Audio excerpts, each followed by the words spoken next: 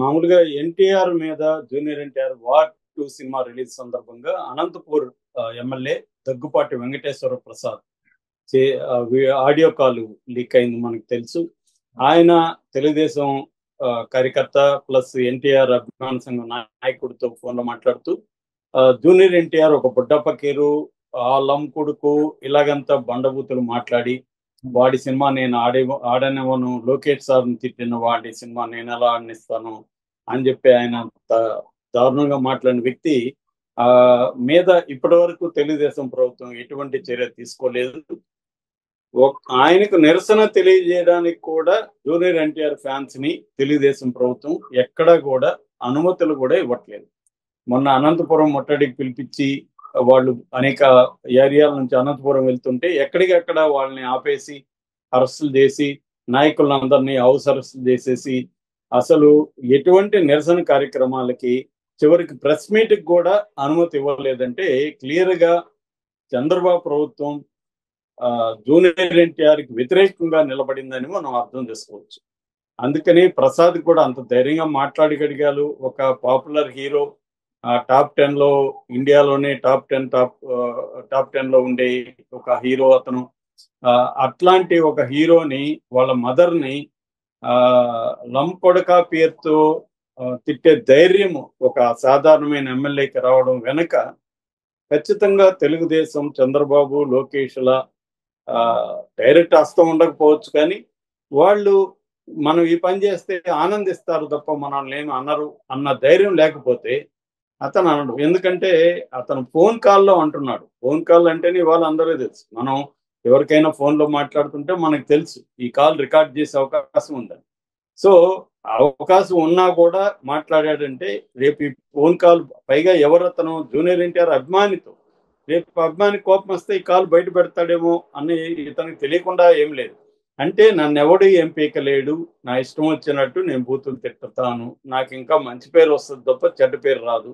అంటే లోకేష్ కోసం ఇతను ఎంత ధైర్యం చేశాడు అనే పేరుతో వస్తుంది తప్ప నాకేమీ కాదు అన్న ధైర్యం లేకపోతే అతను మాట్లాడు. సో అతను మాట్లాడినా కూడా ఊరికే తెలుగుదేశం మీడియా రాసింది కానీ చంద్రబాబు తీవ్ర ఆగ్రహం వ్యక్తం చేశాడు, మందలించాడు అది ఇదని ఏ ఇది లేదు, ఏ తొక్క లేదు, ఏమి జరగలేదు.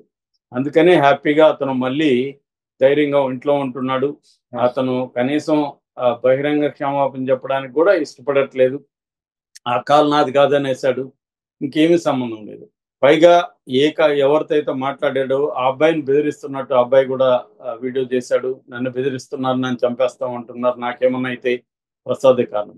ప్రసాద్ మీద ఇవి మొదటి ఆరోపణలు కూడా కాదు. సాక్షాత్తు ప్రభాకర్ చౌదరి తెలుగుదేశం నాయకుడే ప్రసాద్ గురించి మాట్లాడిన వీడియో వైరల్ అయింది. అతను ఎంత ఘోరమైన వ్యక్తి, తెలుగుదేశం వాళ్ళని ఆస్తుల్ని ఆక్యుపై చేసుకోవడం, పంచాయతీలు చేసి సెటిల్మెంట్ చేసి వాళ్ళని వేధించడం అనేది చేస్తున్నాడని నాకు తెలిసిన ఒక వ్యక్తిని కూడా అతను తెలుగుదేశం వ్యక్తిని అతను బెదిరించడం, అతను బిజినెస్ లో వాటా ఇంత ఎవ్రీ మంత్ ఇంత చెల్లించాలని చేయడం కూడా నా దృష్టికి కూడా వచ్చింది. ఇలాగా అతని మీద గతంలో ఉన్నాయి విమర్శలు. జూనియర్ ఎన్టీఆర్ అన్నా కూడా అతనికి ఏమీ జరగలేదు కాబట్టి ఇది ఒక సిగ్నల్ అన్నమాట. మీరు జూనియర్ ఎన్టీఆర్ ని ఇష్టం వచ్చినట్టు బూతులు తిట్టండి, ఏమన్నా చేయండి, మేము మీ జోలికి రామని లోకేష్ చంద్రబాబు పార్టీ క్యాడర్కి నాయకులకి సిగ్నల్ ఇచ్చారు. సో అంటే అర్థమేమి, వాళ్ళు డిక్లేర్ చేశారు జూనియర్ ఎన్టీఆర్ మనకి ఎనిమి అనేది డిక్లేర్ చేశారు. బాలకృష్ణ అంతకు ముందు కూడా చేశాడు ఇదే పని. సీనియర్ ఎన్టీఆర్ వర్ధంతి సందర్భంగా జూనియర్ ఎన్టీఆర్ అభిమానులు కట్టిన బ్యానర్ని అర్జెంట్ గా తీసేయని వీడియో రికార్డ్ అవుతున్నప్పుడు కూడా చెప్పాడు.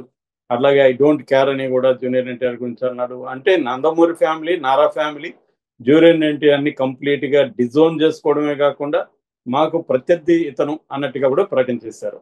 అంటే జూనియర్ ఎన్టీఆర్ కి భవిష్యత్తులో కూడా తెలుగుదేశం అనేది ఎటువంటి పరిస్థితుల్లో కూడా అతన్ని ఆహ్వానించే పరిస్థితి లేదు. దానికి వాళ్ళ కారణాలు వాళ్ళకు ఉండొచ్చు.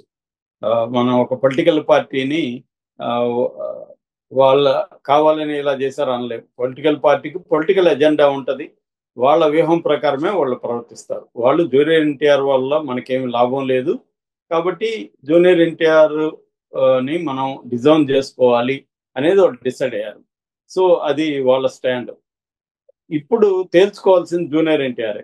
అంటే ఇటువంటి పరిస్థితుల్లో నన్ను ఒక ఓపెన్‌గా మా తల్లిని ఇంత దారుణంగా తిట్టినా, నేను ఏమీ చేయలేను అన్న పరిస్థితిలో జూనియర్ ఎన్టీఆర్ ఉండిపోయాడు. నిజానికి ఆయన స్పందించలేదు. తన తల్లిని ఒక ఎమ్మెల్యే ఇంత దారుణంగా తిట్టినప్పుడు జూనియర్ అని స్పందించకపోవడం కూడా చాలా మందికి బాధ కలిగించింది అభిమానులకి.